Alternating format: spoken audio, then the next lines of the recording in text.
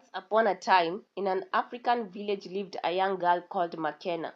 From a young age, Makena had always watched airplanes flying and dreamt of living abroad. Her dreams were vast and ambitious, often leading her parents and friends to label her a dreamer. They told her she was delusional and that her aspirations were too big and impossible to achieve. Despite the naysayers, Makena kept hope alive in her heart. Immediately after finishing high school, Makena's dreams began to materialize. She received a scholarship to study in the UK. For years, she had been applying to various scholarships and finally one came through. The scholarship covered her tuition and accommodation, leaving her to cater for her necessities and flight. Overjoyed, she shared the news with her parents. And proud of their daughter, they sold a piece of their land to pay for her flight and to cover for the next 2 months to come. They sent her off with words of encouragement, telling her to work hard, achieve her dreams, and make them proud. Upon arriving in the UK, Makena faced numerous challenges. The British accent and fast-paced English were initially difficult for her to understand. She felt isolated with just a few Africans around and some locals treating her with disdain. But Makena found solace in a small group of African students who shared similar experiences. They became her new family, supporting each other through the difficulties of living in a foreign land. Sometimes I just miss home so much. The food, my parents, and friends. It's made worse by how these people stare at me like I'm some dirt on their path. Can you imagine? The other day, one person threw water on me while I was passing by, and when I demanded she apologize, guess what she told me? Makena said, "Watch out, nigga. Can't you see? You're blocking my path. What is this ugly thing on my path?" Her friend suggested. Oh my God, what did we ever do to them? They don't even have the decency to hide it.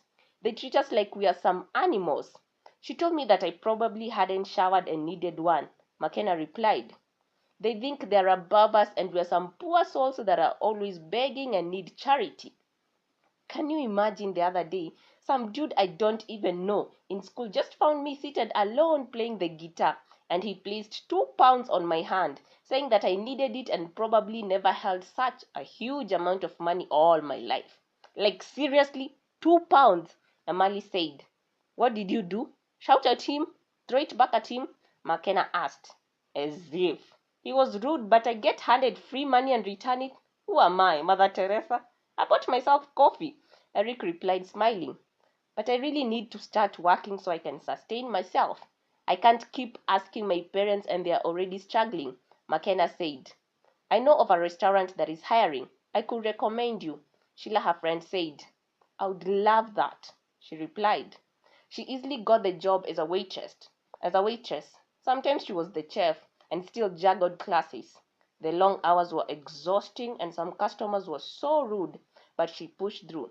She saved what little she could and even sent money back home to her parents. After 4 years of hard work and perseverance, Makena graduated with a distinction. She wished her parents could attend, but they couldn't afford the flight. But her friends were kind enough to invite her to celebrate with them and their family. It was a bittersweet moment, but she remained grateful.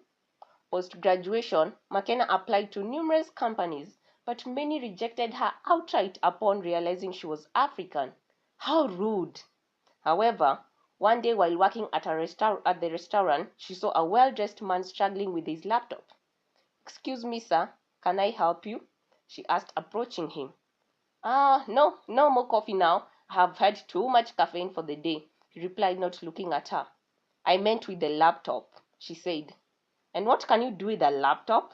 Do you even know how to operate it? What can a mere waitress do with technology?" he asked, staring at her with disdain. "Rude!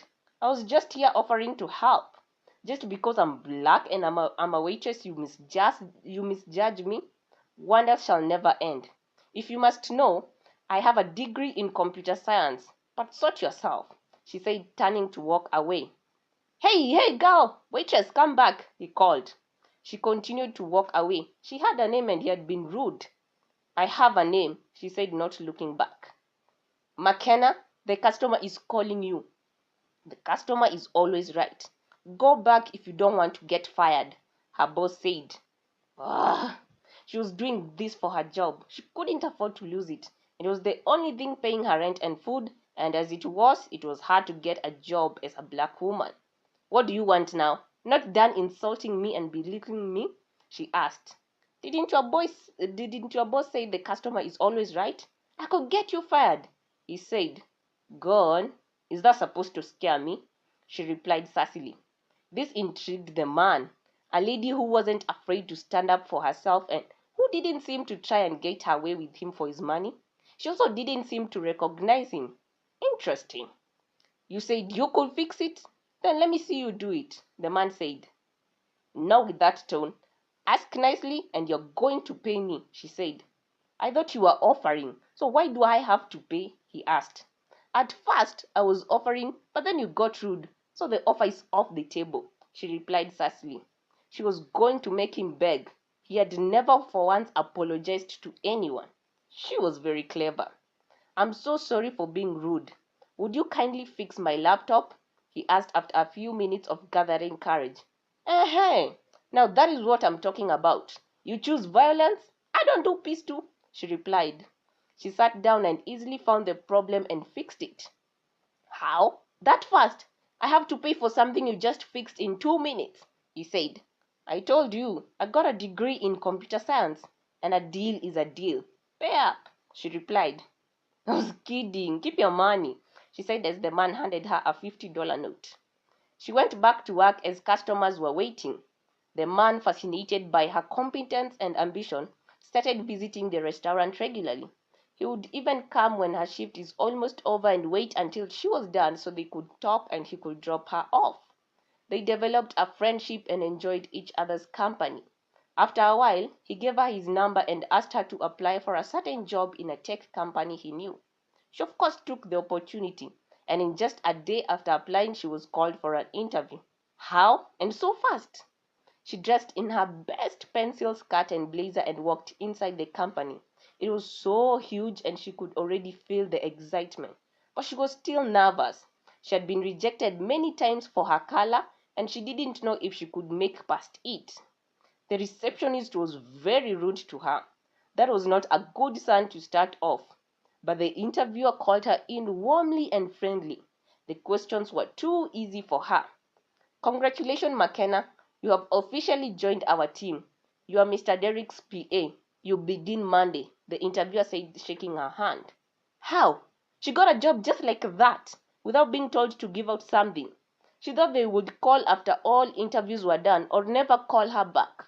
She was so excited that she called Hayden to inform him, and he was so happy and proud of her. On her first day, she was directed to a beautifully arranged desk.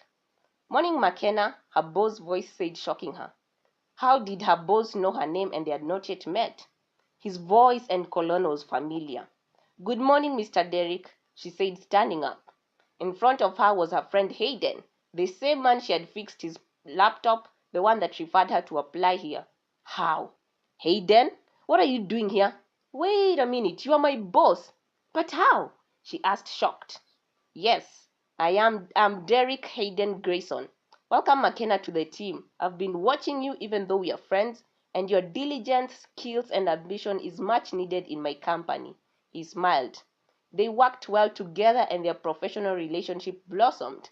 Their relationship deepened and they spent more time together both professionally and personally.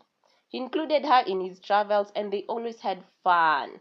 One day, there was a confrontation between her and the receptionist who had always been rude. She accused Makena of sleeping with the boss, Mr. Derek, so that she could get the job. Her boss entered right on time, publicly declaring Makena as his girlfriend and warned them to never ever belittle her or they would get fired. His touch as he held her by the waist and how he claimed her as his sent shivers down Makena's spine. And it was this moment she realized she was in trouble. She had developed feelings for him. Eventually, he officially asked her out and she agreed. He was so open with his love, not ashamed of showing her off. But they faced a lot of discrimination, with people staring at them and making rude comments. What is such a handsome man doing with her? She's so ugly. He prefers black women over us who are his people. She's just with him for the money. Their babies will be so ugly. The whispers were always loud as they walked by holding hands. She tried not to let them get the best of her, but she slowly found herself avoiding holding hands with him in public or even hugging. It began to strain their relationship as she was concerned by how people perceived them, while he was unfazed, insisting their love only mattered to them. The rest didn't have a say. The worst got when he introduced her to his parents and they openly rejected her. A black woman? No, son. What will people say? And where will you two live?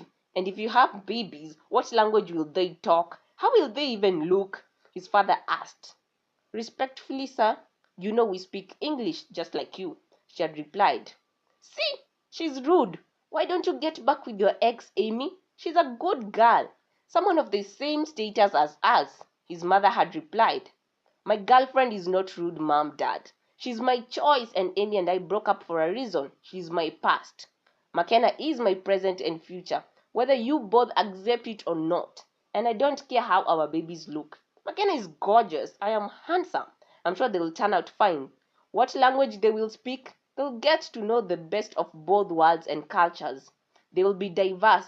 I hope you can support me because I'm at my happiest and she's my happiness, my peace and my home. A man Hayden had stood by her. This gave Makena courage that he was here to stay and they could face anything. And the world might be against them, but they could make it as long as they were together. With the huge salary she got from her job, she continued sending money home to support her parents and build a better house for them. The relationship progressed and they eventually moved in together. When she finally returned home, the entire village was shocked to see her with a white man. Why would she choose a white man? The same type of people who colonized us? Can they even understand each other when they are talking? His accent is too thick. He's probably using her to acquire huge free land and bring his family and friends to rule us again. She's probably using him for his money. I heard they are so rich their beds are made of money. She's a betrayer. She's choosing a white man over her people, the villagers whispered. Wherever they went, they faced discrimination and disapproval. And when she introduced him to her parents, it was exactly what she feared. They opposed, claiming she was brainwashed and preferring the Western people and culture other than her people. But despite all, Makena was determined to live her life on her own terms. She loved Hayden and would stand by him. She was grateful that her friends and his friends accepted and supported them. Maybe one day their parents would come to terms with it. One night, her boyfriend proposed and she easily said yes. But then he suggested the craziest thing. I know it's crazy and out of the blue, but let's elope and get married, he suggested. What? Stop joking. We haven't even informed our parents and they still haven't accepted our relationship, she replied. And who knows if they ever will or how long it will take them? Forever? 10 years? 20 years? I can't wait for them. This is our life and our future. We make it together, he explained. She had always hoped her parents and his would be at their wedding, walking them down the aisle.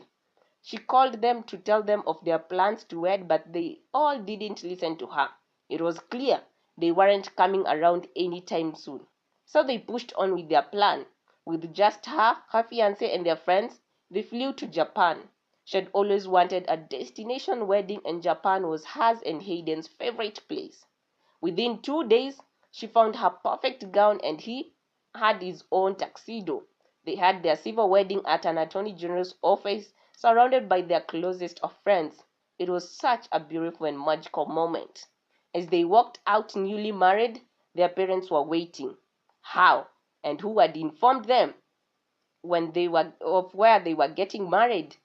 And was this them finally approving? Their friends are the ones who had actually talked to their parents and convinced them.